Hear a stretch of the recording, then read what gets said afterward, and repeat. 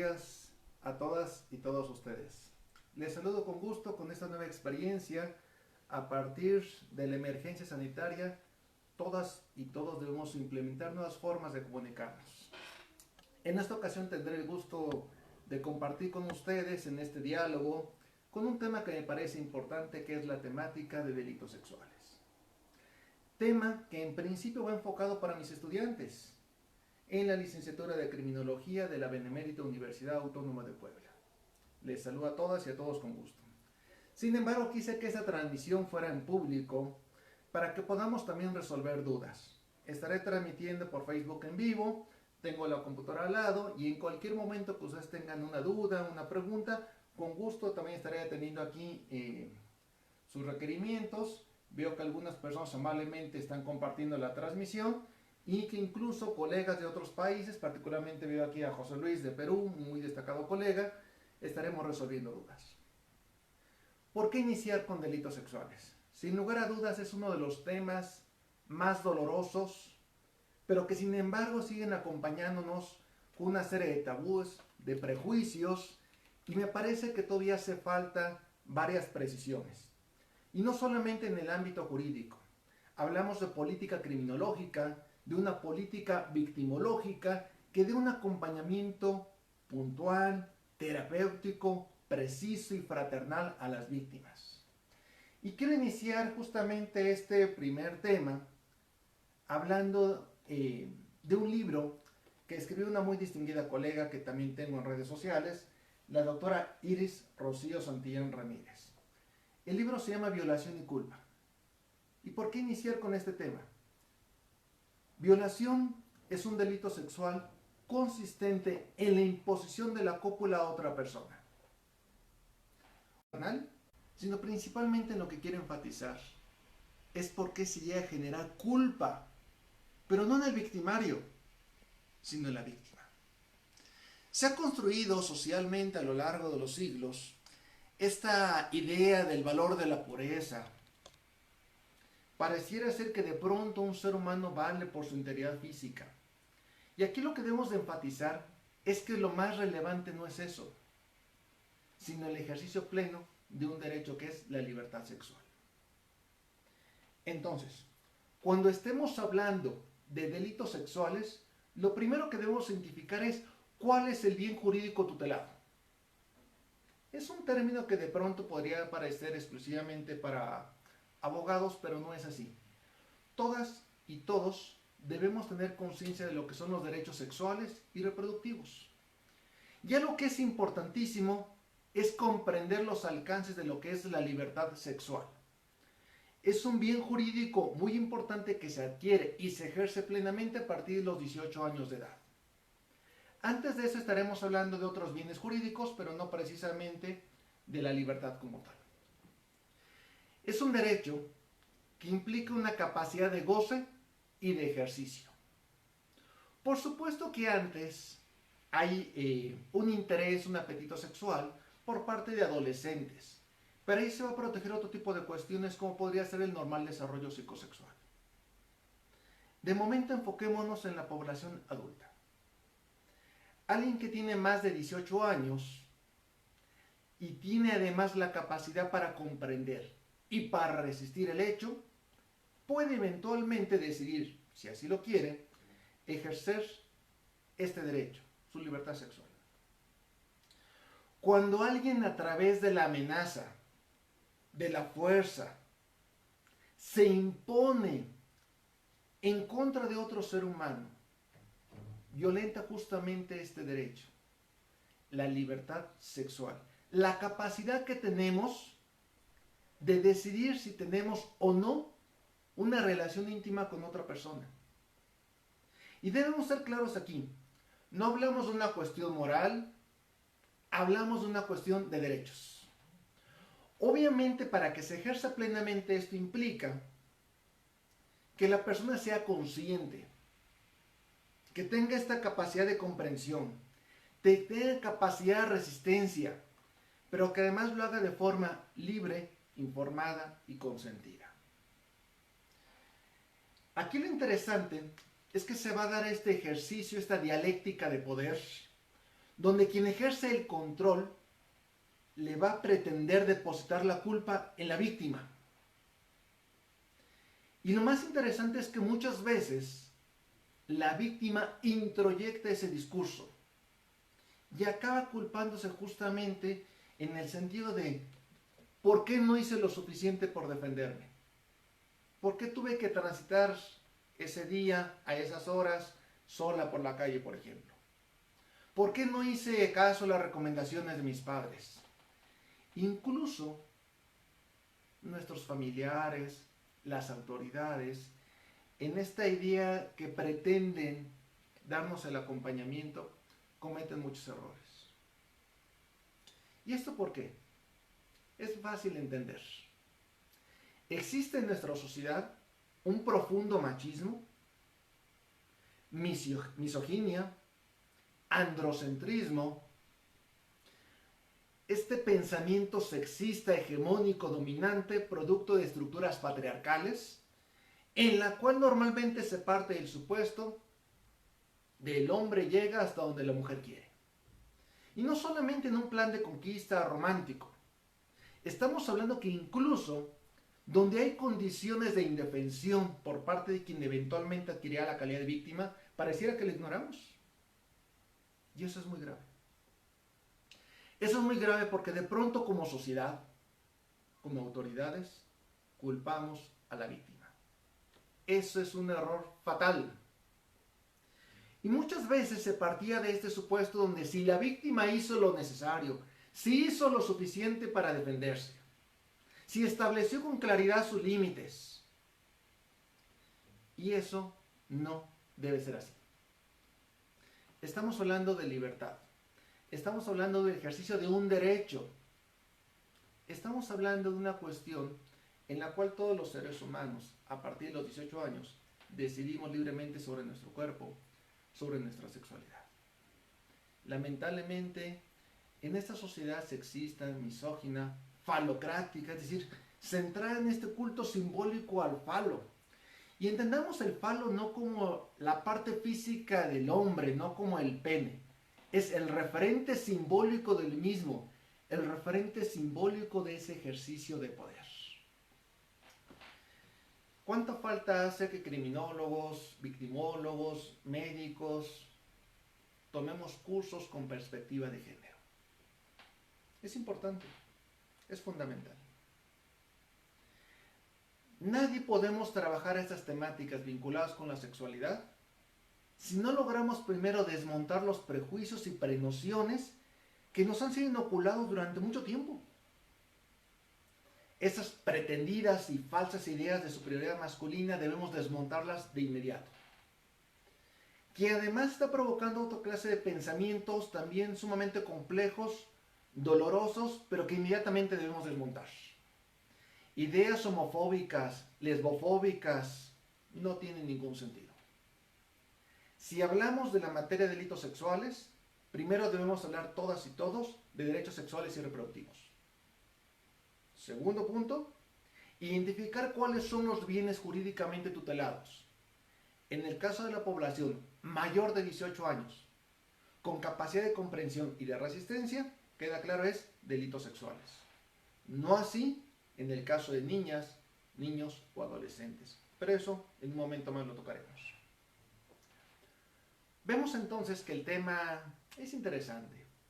Y no solamente para expertos, también para quienes están viendo en este momento a través de las redes sociales y que son padres de familia y que ahora que en cuarentena tenemos más cercanía con nuestros seres queridos, debemos ser conscientes de un dato sumamente doloroso, pero del que poco se habla. La mayor parte de los delitos sexuales en contra de población menor de 15 años son cometidos por familiares. Esto no solamente pasa en un país determinado, como en este caso sería México, sino en la mayor parte del mundo. Esto es grave. Ahora estamos en cuarentena por el coronavirus y debemos ser conscientes que acorde con datos del Instituto Nacional de Estadística y Geografía, el INEGI, en primer lugar, los agresores sexuales en contra de mujeres menores de 15 años son los tíos. Prácticamente de la mano están acompañados de lo que son los primos y amigos y conocidos cercanos. Por ejemplo, un vecino. Es común que, por ejemplo, la madre de familia tenga que salir un momento y le encargue el cuidado de los hijos a un vecino, diríamos más bien a una vecina. En general, las mujeres no son agresoras sexuales, aunque también existen casos de pedofilia y este tipo de situaciones, pero estadísticamente es un número muy bajo. Lo que sí se han dado cuenta los demógrafos, los criminólogos, es que muchas veces alguien cercano a esa vecina, como podría ser su hijo, su pareja, un padrastro, alguien cercano, aprovechando la ocasión de tener a alguien pequeño en ese momento a su alcance, lo suelen victimizar. Entonces estaremos aprendiendo un par de lecciones y más en este momento difícil para el mundo. En primer lugar, la mayor parte de los delitos sexuales en contra de población menor de 15 años los cometen conocidos, más a través del engaño, de la amenaza y de la seducción que a través del uso directo de la fuerza. Pero eso no quiere decir que no surjan daños significativos, tanto en el ámbito psicológico, físico y en otros sentidos. Hay entonces dos perfiles distintos en cuanto a la figura del agresor sexual. Hay aquellos violentos, que normalmente no conocen a la víctima y que el ataque será muy fuerte, pero lo común es que sea en una sola ocasión. Esta cuestión que significa que hay una clase de violadores que atacan a víctimas desconocidas de forma muy violenta, pero que tradicionalmente queda en un solo acto. Otra figura distinta es la del agresor sexual que a través de la manipulación, la seducción, el engaño, diríamos, también la corrupción de menores de edad, comete actos abusivos de forma frecuente, periódica, en la cual la víctima lo conoce, sin embargo no lo denuncia. Y no solamente por miedo, que podría ser nuestra respuesta más inmediata, sino porque tiene conflictos emocionales, muchas veces porque tiene una identificación con este. Porque puede ser, como decíamos, su tío, un primo, el abuelo, un conocido, su padre o un padrastro. ¿Qué va a provocar en la víctima? Dudas, incertidumbre, dolor y, en este caso, que es donde quiero enfatizar, culpa. Debemos trabajar todas y todos para quitar la culpa en las víctimas y depositarla en los victimarios. Esa idea de ¿por qué andabas sola? ¿Por qué no gritaste? ¿Por qué no hiciste lo suficiente para defenderte? No, no, señores. Aquí el objetivo es dar un acompañamiento puntual. Primeros auxilios victimológicos y primeros auxilios psicológicos si contamos con estas habilidades. La figura del primer respondiente es también muy importante. Y una vez que ya tengamos este acompañamiento interdisciplinario, el objetivo es fortalecer, empoderar a la víctima, no culparla. Porque justamente de eso ha tratado mucho tiempo la figura del victimario, en donde dirían, bajo estas frases y proverbios populares, ¿a quién le dan pan que llore? ¿Qué acaso los varones somos animales que no tenemos freno? ¿Acaso no conocemos los límites que establece claramente el derecho? ¿Acaso somos ignorantes de los derechos humanos? No, no, señores, no nos equivoquemos. Todas y todos podemos tener interés por estar en intimidad con otra persona, pero hay que ser respetuosos. Y alguien diría, incluso podríamos recordar el caso de un famoso gobernador del estado de Chihuahua, cuando en algún tiempo empezó a hablarse de la cuestión de los feminicidios y decía, bueno, que la culpa la tienen las mujeres? ¿Por qué salen solas? ¿Por qué se van a un bar a tomar alcohol? ¿Por qué se ponen a coquetear con un desconocido? ¿Por qué permiten que alguien las acompañe si no es de los familiares cercanos? Pretendiendo culpar una vez más a las víctimas. No. Si uno es mujer y de pronto digo, quiero esta noche salir a tomar unas copas con unas amigas o sola. Y probablemente si se da la ocasión, tener un encuentro romántico con alguien. A lo mejor no algo serio, pero simplemente quiero intimar. Como adulta, que sería, tengo la plena capacidad y el pleno derecho de tomar mis decisiones. Si quiero o no un encuentro íntimo con alguien, será un acuerdo de voluntades libre. Sin presiones, sin amenazas, sin ejercicio de violencia, sin una búsqueda incesante por ver quién ejerce control sobre el otro ser humano. Podría ser una experiencia simplemente romántica, digamos. De eso a que yo busque incluso un encuentro íntimo con alguien, nada formal, pero simplemente un encuentro íntimo. De eso a que alguien pretende ejercer control o dominio sobre mi cuerpo, tiene una distancia enorme. Y el problema es que los medios de comunicación, algunas autoridades incompetentes, culpan a la víctima. A veces hasta papá o mamá la culpan. Te dije que no salieras. ¿Cuál es el sentido? Evidentemente podremos aprender algunas cosas de esta experiencia negativa, pero no se trata de remarcar una y otra vez esta lamentable situación. Por lo tanto, cuando trabajemos el tema de delitos sexuales, la primera regla de oro es no culpar a la víctima y creerle. Alguien diría, ¿y si miente? Bueno, en su momento se determinará si esa persona está falseando la realidad, incluso podrá tener alguna responsabilidad en el ámbito jurídico. Pero eso se determinará más adelante, no de inmediato. Así como existe el principio de presunción de inocencia en torno a quien se le acusa como victimario, también tenemos que partir de un principio que es el de creerle a quien se ostenta como víctima u ofendido. Hay que creerle. Hay que empoderarlo. Justamente porque el victimario lo que ha hecho es pisotear su dignidad, su autoestima. Se ha aprovechado indebidamente de su cuerpo.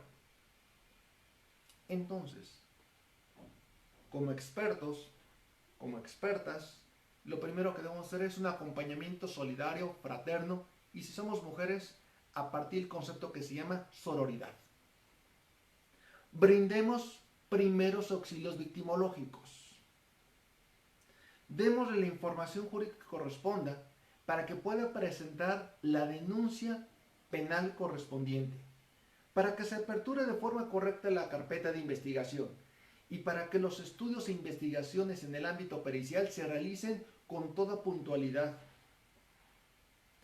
Queda claro que es difícil y doloroso, particularmente los primeros momentos después de este acto, digamos, de menosprecio de la vida humana.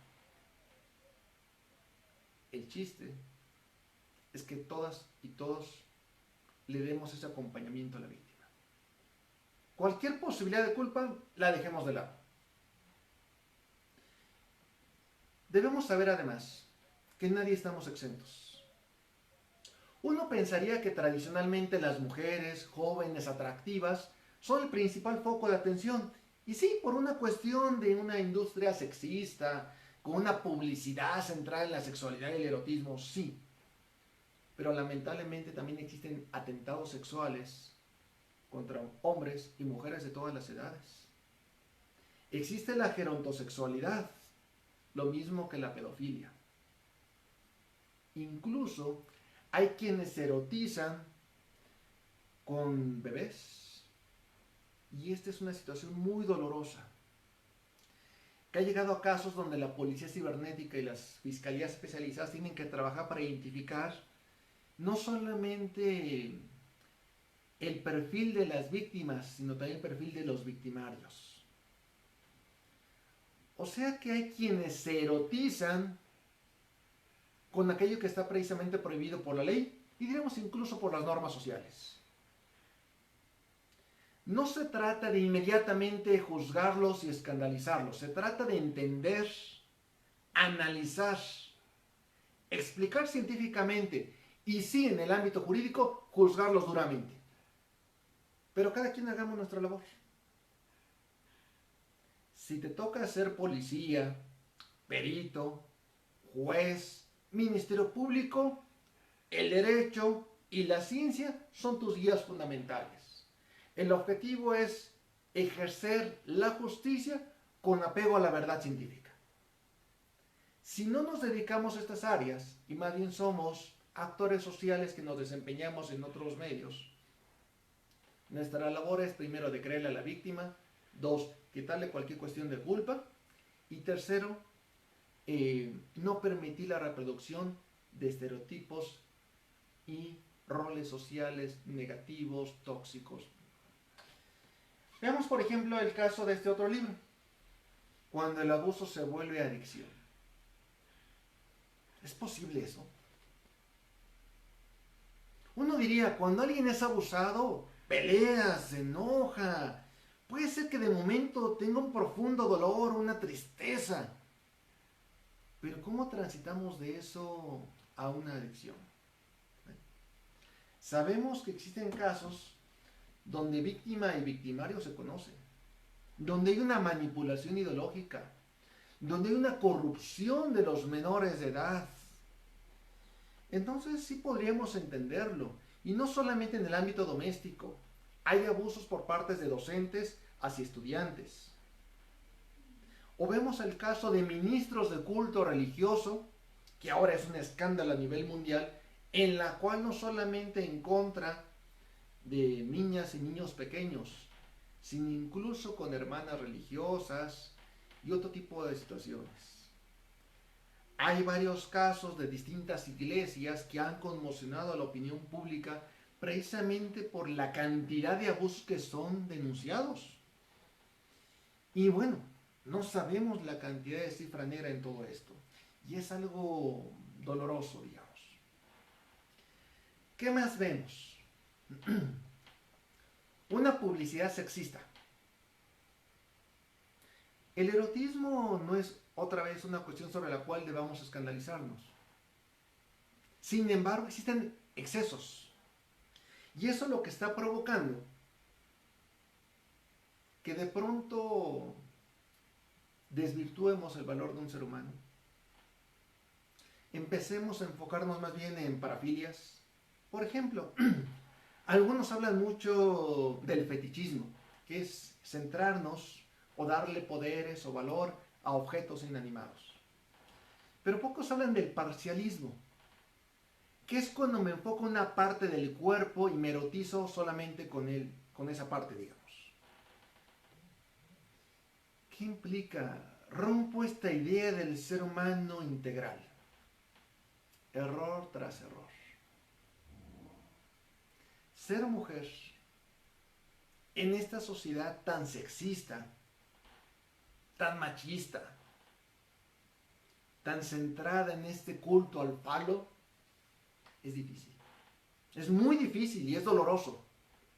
Por eso los hombres tenemos que ser solidarios, fraternos, ser sus aliados. Y no solamente se trata de decir que estamos a favor del feminismo, que eso me parece que además sí es correcto. Se trata en primer lugar de hacer una lectura jurídica. ¿Cuáles son los derechos sexuales y reproductivos? En el ámbito penal, ¿qué me protege mi libertad sexual? Segundo, hagamos una primera lectura en ese ámbito. ¿En qué consiste? Determinemos cuáles son los medios comisivos que se establecen en el ámbito penal. Y uno dirá, oye, pero yo no soy abogado. ¿Cómo hago esa lectura? Es sencillo. Cuando dice, al que por medio de, el que a través de, el que valiéndose de, eso me está identificando el medio comisivo. Hay que identificar también quiénes tienen la calidad, jurídicamente hablando, de víctima y de victimario. Hay ocasiones donde se exigen calidades específicas. Por ejemplo, en algunos casos se podría hablar de algún funcionario público, un ministro de culto religioso, de alguien que tenga una relación de parentesco, serían calidades específicas. O por ejemplo, cuando estemos hablando por grupos de edad, en el caso de una violación equiparada, un estupro, una corrupción de personas menores de edad, serían calidades específicas a partir de la edad. O en el caso del incesto, a partir de esta relación de consanguinidad. Entonces, primer punto. Identifiquemos el bien jurídico tutelado. Segundo punto. Identifiquemos si existen o no la exigencia de calidades específicas en víctimas y en victimarios. Tercer punto. Veamos cuáles son los medios comisivos. Cuarto. Determinemos los verbos rectores. Y otra vez alguien va a decir, oiga, me está hablando muy dogmáticamente. Yo soy padre de familia, yo soy psicólogo, soy trabajador social, ese lenguaje no es para mí. Y no, creo que sí es para todos. Un verbo rector es un verbo en infinitivo que viene en los tipos penales. Por ejemplo, si habláramos del homicidio es quien prive de la vida a otro ser humano. Privar es el verbo rector.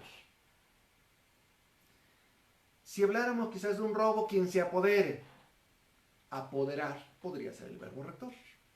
Y en este caso de la violación es quien imponga la cópula a otra persona. Imponer es el verbo. Cópula es el coito. Coito se define como la introducción del pene en el cuerpo de la otra persona, por vía vaginal, anal u oral. Y dijéramos, y si no es el pene, puede ser otra parte del cuerpo, que sea por vía vaginal o anal. En ese caso ya sería cosa de entrar con más detalle en una próxima sesión de qué va a ser la violación y qué es la violación equiparada. En cualquiera de los casos, estamos primero hablando. La violación es doloso. Es un acto doloso. Segundo, es un acto de ejercicio de poder. Tercero, lo ejerce un individuo o varios, pero dentro de una cultura patriarcal sexista que genera además relaciones altamente tóxicas. Cuarto, se tiene que incorporar siempre la perspectiva de género para explicar y comprender todo esto. Y quinto, casi siempre la víctima se culpa. Por lo tanto, como sociedad tenemos la obligación, el compromiso de quitarle la misma. Esto suena, digamos, sencillo, pero no siempre lo es. Y por eso precisamente la importancia de tomar clases ahora en línea. En esta ocasión, como primera clase, este experimento social que estamos ejerciendo todas y todos nosotros, lo hacemos a través de Facebook. Ya veremos si más adelante nos conviene alguna otra plataforma que permita una mayor interacción. Pero si en este momento alguien tiene una pregunta, escríbalo. Si ustedes se dan cuenta, estoy viendo la pantalla, pero no como una guía. Simplemente por si hubiera alguna duda que ustedes quieran que responda, con todo gusto. Y no solamente de mis estudiantes, porque en este proceso de aprender todas y todos somos estudiantes en cualquier parte del mundo. Esa culpa no hay que confundirla, la de carácter psicológico, emotivo, en la cual me siento mal, pareciera que soy responsable de algo negativo que me sucedió, de aquella otra culpa que se maneja en términos jurídicos, donde hablan de culpa y dolo. Esta de momento no me interesa. Quiero hablar de esta culpa como este sentimiento, sensación negativa, de animadversión, de autocastigo. No. Una víctima no tiene la culpa de lo que le pasó cuando estemos hablando de delitos sexuales. Y por supuesto que alguien va a levantar la mano y va a decir, oiga, ¿y la víctima provocadora?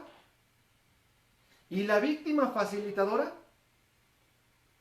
Y normalmente uno va a pensar esa idea clásica que algunos teóricos planteaban de qué pasaría si yo soy una mujer joven, atractiva, que salgo de noche, en un barrio muy peligroso, que además yo sé que es peligroso.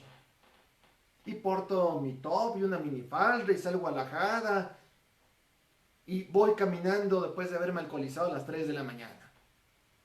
¿Acaso no soy irresponsable? ¿Acaso no me pongo en riesgo? ¿Acaso no comparto al menos una parte de esta culpa? No, la respuesta es no. Oye, ¿y la victimología? ¿Y las tipologías victimales? ¿Acaso no desde Mendelssohn, von Henting y otros autores no se ha hablado de que existen víctimas tan culpables como el victimario? En delitos sexuales no aplica. ¿Y por qué no? Por una sencilla razón. Si una mujer, con el ejemplo que les acabo de dar, anda caminando sola a las 3 de la mañana, se llama libertad de tránsito. Y eso es un derecho. Si esta mujer anda con minifalda, un escote muy pronunciado, alajada, eso se llama libre desarrollo de la personalidad. Y otra vez está ejerciendo un derecho. Si además porta dinero, es porque trabaja. Y porque no está haciendo nada que le esté prohibido por la ley. Por lo tanto, ejerce un derecho también. Si coquetea, si filtrea, si pretende una aventura romántica, no está obligando a nadie, no está violentando ningún derecho y por el contrario, como persona adulta, está haciendo lo que su conciencia le dicta. Otra cosa muy distinta es que alguien, aprovechándose de esa condición, la abuse, la someta, le imponga la cópula. No, eso es un delito. Y es que algunos se quedaron con la idea de cuando en el delito de lesiones o en el delito de homicidio se toma en cuenta quién provocó a quién. En delitos sexuales no existe la víctima provocadora. Y seamos aquí muy claros. Me interesa que en esta sesión virtual que hoy tenemos, nadie se vaya con la idea de que existe la víctima provocadora. No. Oiga, y si en una fiesta alguien me coquetea y esa otra persona se le pasan las copas, se queda dormida, pero yo estaba junto con ella, la respetas. Es muy sencillo, la respetas. Porque una persona alcoholizada, drogada, con un trastorno del sueño, desmayada, en coma, ¿qué está implicando? No tiene conciencia de sus actos, o al menos no tiene plena conciencia. Luego entonces, no puede decir sí o no. En la otra persona que le está acompañando cae la responsabilidad de no tocar, no lastimar, no vulnerar,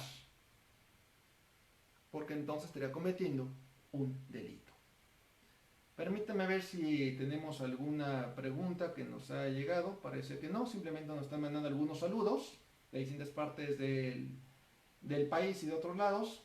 Saludamos a Talia Kruger, Juan Manuel Díaz, Plata Tricia, Delicadash, José Luis, Carlitos Flores, Gloria González, Ana Ponce.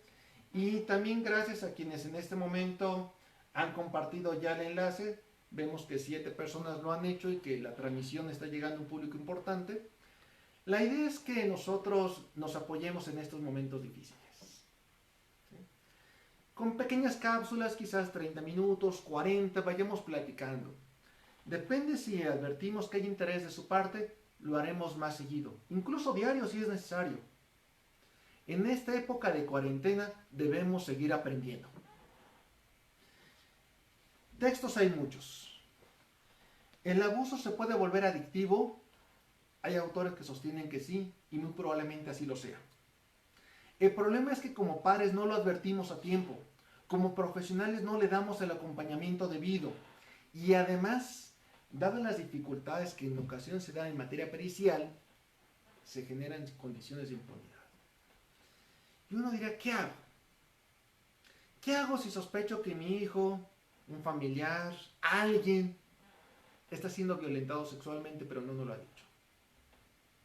Hay que entender toda la cuestión de sintomatología, hay que leer al respecto, hay que buscar un acompañamiento profesional hay que brindarle la confianza y hay que advertir, diríamos, incluso lenguaje corporal, cambios en las actitudes, cambios comportamentales, porque de alguna forma u otra se van a manifestar. Desde trastornos del sueño, trastornos alimenticios, cambios en la vestimenta, terrores nocturnos, llanto sin aparente motivo, animadversión al contacto social, algún cambio se va a notar. Entonces, brindémosle la confianza. Si nos lo dice, le vamos a creer a la víctima. Si es necesario, lo vamos a acompañar para que se presente la denuncia. Y vamos a permitir que los servicios periciales y los médicos hagan su trabajo. Evidentemente tendrá que intervenir muchas veces no solamente el médico especialista, que puede ser el ginecólogo, el urólogo, el proctólogo, va a entrar el dentista o también llamado estomatólogo, pero puede intervenir otros expertos, un químico, un biólogo, un genetista, un dactiloscopista, varios van a intervenir dependiendo del caso. ¿Es incómodo? Sí.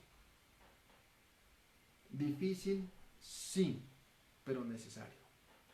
Particularmente las primeras 48 horas, que es cuando tenemos más posibilidades en el área pericial de recabar los indicios biológicos, diríamos, de esa conducta con apariencia de delito. El líquido seminal, líquido preeyaculatorio, la orina, la sangre, la saliva, vello púbico, pelos, huellas dactilares, huellas de arcada dentaria o cualquier otra situación que pueda implicar un indicio biológico, físico, químico y eventualmente conductual, pero en este caso me quiero enfocar en esto. Las primeras 48 horas son fundamentales. Lo más común es que la víctima se sienta sucia, se cambie de ropa, se bañe otra vez, se perfume, se ponga crema y está destruyendo los indicios biológicos. Es muy importante que si alguien lamentablemente ha sido víctima de esto, se presente a denunciar. Si tú eres el primer respondiente, que tengas el tacto, la humanidad y la amabilidad, el sentido común para saber tratar adecuadamente a una víctima. ¿Cuántos ministerios públicos saben de derecho, pero pareciera que han olvidado lo que son los derechos humanos? No se trata simplemente de un número más, es un ser humano. Requerimos empatía. Por eso es que hablar de delitos sexuales va a requerir un estudio interdisciplinario. Les propongo que al menos sepamos 1. De criminología, 2. Victimología, 3. Derecho, 4. Derechos humanos, 5. Medicina, 6. Psicología y 7. Sexología. Ahora le van a decir, es que es demasiado. No, no es demasiado, es complejo y lleva su tiempo, pero lo requerimos. No vamos a ser todólogos. Se van a integrar equipos de trabajo interdisciplinarios, pero es importante que sepamos lo básico de cada una de esas áreas de conocimiento. Por eso, cada quien desde nuestra área lo vamos a estar desarrollando, pero es importante que sepamos entender este lenguaje desde diferentes áreas de conocimiento. Espero que este conversatorio que hoy iniciamos les sea de su interés. Hoy recibimos muchos saludos, vimos que compartieron, pero no recibimos preguntas. La idea es que en el futuro sí lo hagan. La idea es que sea una clase interactiva. Ya iremos probando diferentes formas de socialización del conocimiento. Tengo muy distinguidos colegas en redes sociales, abogados, criminólogos, criminalistas, psicólogos. Tengo expertos de muchas áreas de conocimiento que me interesaría mucho conocerlos, leerlos, saber su opinión, que nos compartan su punto de vista. Y si en un momento dado no están de acuerdo con algo que les he planteado, también les invito a que nos lo hagan saber. Se trata que en estos días, en esta emergencia sanitaria, todas y todos sigamos trabajando, participemos, hagamos preguntas, recomendemos libros. Por mi parte, dependiendo de la respuesta de ustedes, si hay interés, continuaré subiendo estas cápsulas a manera de transmisiones en vivo. Si ustedes optan por otra plataforma, si prefieren que publiquemos infografías, resúmenes de libros, también lo haremos. Si están particularmente interesados en alguna lectura y contamos con ellas y las podemos compartir, también lo haremos.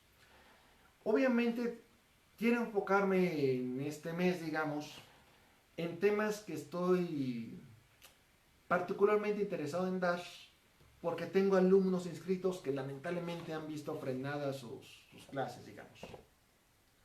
Pero voy a ir trabajando en temas de delitos sexuales, delincuencia organizada, tipo de cuestiones. Veo, por ejemplo, que tenemos una pregunta en la cual se plantea cómo se estipula el derecho diferencial que una mujer no puede transitar sin blusa o un top, mientras que un hombre puede hacerlo. Gracias. En primer lugar, gracias. Creo que todo el mundo nos lo hemos preguntado. Pareciera ser que hay dos formas de juzgar el cuerpo humano. Si se trata de una mujer, el pudor, la virginidad, la pureza, pareciera ser lo más importante. El hombre, sin embargo, pareciera ser que no tiene por qué cumplir esos mismos requisitos. Mi primera postura sería que ambos tenemos el mismo derecho. Finalmente es el cuerpo humano y hay incluso posturas filosóficas, ideológicas y políticas que sostienen justamente el por qué no hay que avergonzarnos del cuerpo humano. Diríamos, tendría que ser en el mismo sentido, el mismo derecho. Si no, sería, me parece, una cuestión de discriminación. Sin embargo, ¿qué pasa? Hay que comprender que la sociedad actual no está en esas condiciones. Hay una enorme cantidad de delitos sexuales, particularmente en donde las víctimas son las mujeres. Si bien reconocemos que debe ser un derecho, porque hablamos de igualdad, también somos conscientes que en materia de seguridad pública no hay lamentablemente las condiciones para que así sea. Va a variar en cada país, pero en términos generales, 8 de cada 10 víctimas de delitos sexuales son mujeres. Y 8 de cada 10 victimarios en casos de delitos sexuales son hombres. Eso implica que la violencia de género es tan brutal, sobre todo en delitos sexuales, que todavía no podemos dar paso al ejercicio de ese derecho, en la cual si una mujer adulta, consciente, con capacidad de comprensión y de resistencia, decide mostrar o no cierta parte del cuerpo, será decisión de ella. Pero todavía no estamos en esa condición. Sabemos que hay hoteles y playas nudistas, ¿no? Y que es una tendencia en el mundo. Hay muchas playas, no solamente en Oaxaca, Zipolite, tenemos hoteles en Cancún que también lo permiten y en distintas partes del país y del mundo. Tenemos que justamente no avergonzarnos del cuerpo, pero ser conscientes de la condición de alta violencia que hay en el país. Es ofensivo. Es ofensivo cómo hemos vulgarizado el cuerpo. Es ofensivo cómo hemos puesto bajo esa idea de un objeto, de una mercancía, la sexualidad. No. Eso entra quizás de lo que se llama capitalismo salvaje, donde incluso le ponemos precio a la dignidad, le ponemos precio a la primera experiencia sexual, y eso no lo debemos de permitir. Difíciles situaciones, dolorosas, digamos, que parece que no debiéramos tolerar en ninguno de los sentidos. Estoy viendo si hubiera alguna otra cuestión. Vemos también, nos comenta José Gamboa. Excelente, podría hablar en otro video sobre cómo influyen los medios de comunicación en los delitos sexuales. Por supuesto, mi distinguido colega José Gamboa, iremos dándole lectura con más seguimiento a lo que a ustedes les interese e iremos analizando puntualmente. Hoy me quise enfocar en esta cuestión de la culpa. Podremos hablar más adelante de los medios de comunicación, estos estereotipos, roles, diferentes estatus que se van generando, con todo gusto podemos desmontar prejuicios, hay que trabajarlo. También iremos trabajando en las siguientes ocasiones temáticas de delincuencia organizada, criminología, victimología, cosas que podamos compartir con ustedes. Bueno, por el momento llevamos aproximadamente 45 minutos de transmisión y creo como una primera experiencia ha sido positiva. Si ustedes así lo consideran y me dan el beneplácito de darme un acompañamiento en próximas ocasiones, lo seguiremos haciendo. Por mi parte, voy a dar fin a esta transmisión, no sin antes agradecerles a cada una de ustedes, a cada uno, que amablemente le pusieron sus comentarios, nos ilustran con su conocimiento, nos hicieron el favor de compartir y vemos que tuvimos una respuesta muy positiva por parte de la audiencia. Es un primer experimento, debemos ir innovando justamente con la educación a distancia, educación en línea, aprovechando estas tecnologías. Soy el doctor Eric Gómez Tagle López, transmití desde la ciudad de Puebla, en el hermano país de México, enviando un saludo fraterno a todos los colegas del mundo, particularmente con quienes nos une un lazo muy fraternal, que en este momento están viviendo momentos muy difíciles, y me enfoco particularmente en Italia y en España, con quienes tenemos lazos históricos de trabajo y de amistad, pero también con todos los colegas latinoamericanos, caribeños y del mundo entero. Muchas gracias, su amigo y servidor me despido. Si tenemos condiciones, mañana volvemos a transmitir a las 11 de la mañana. Hasta luego.